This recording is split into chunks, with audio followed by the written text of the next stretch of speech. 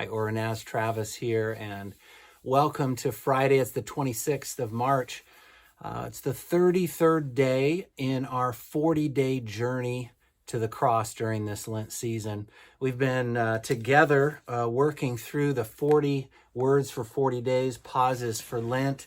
And these are just short, small pauses each and every day that focuses us on one word. And today's word is pray.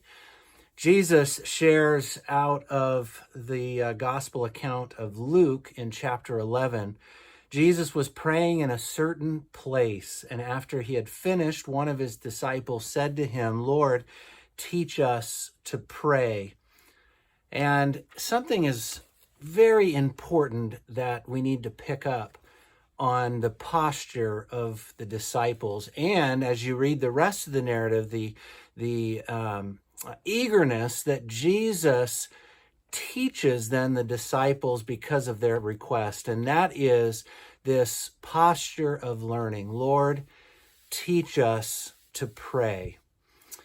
I feel like the longer that I live, the less the less I know, right? Just not because you're losing insight, you're actually gaining more experience and more insight into life, but life and everything and God is becoming so big, so vast. It's almost like when you open up door number 3, it leads to 15 other doors, that sort of scenario. That really is life. That's the depth of walking in faith with God, just the magnitude of not just his love and his grace found in the sacrifice of Jesus, but also then in the empowerment of his Spirit. And prayer is a grace that God has given to us as his children, his daughters, his sons, to be able to continually ask the question that the disciples asked, Lord, teach us. Teach us to know you. Teach us to know your ways. Teach us to know what you value. Teach us to know what breaks your heart. Teach us, teach us, teach us. That is really at the very heart of prayer.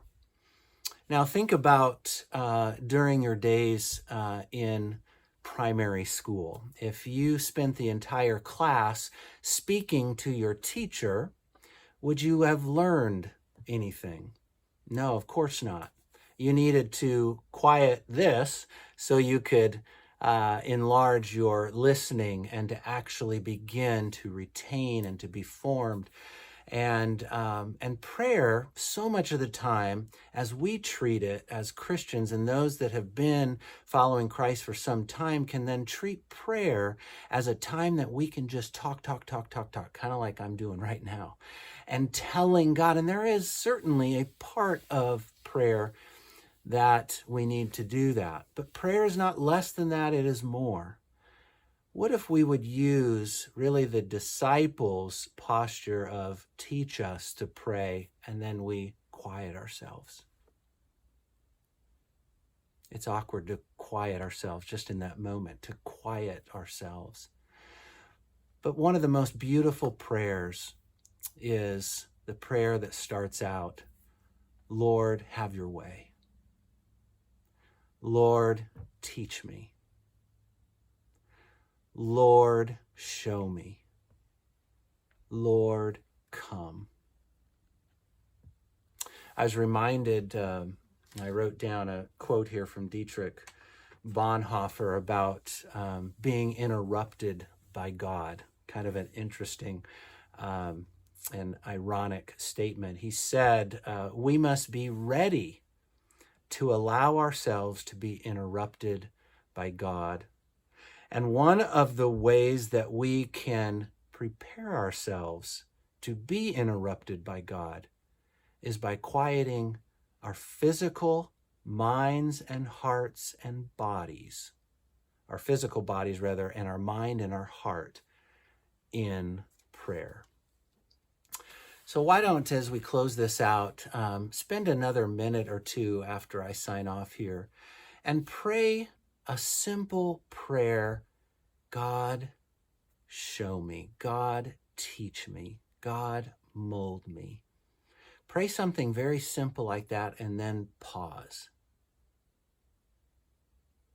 for a minute, 2 minutes, 5 minutes, 10 minutes, and see what the Holy Spirit might reveal to you as you set out on this 33rd day of Lent, this Friday, the end of our work week. May the Lord be with you and bless you. I pray that his light shine upon you and guide you and direct you.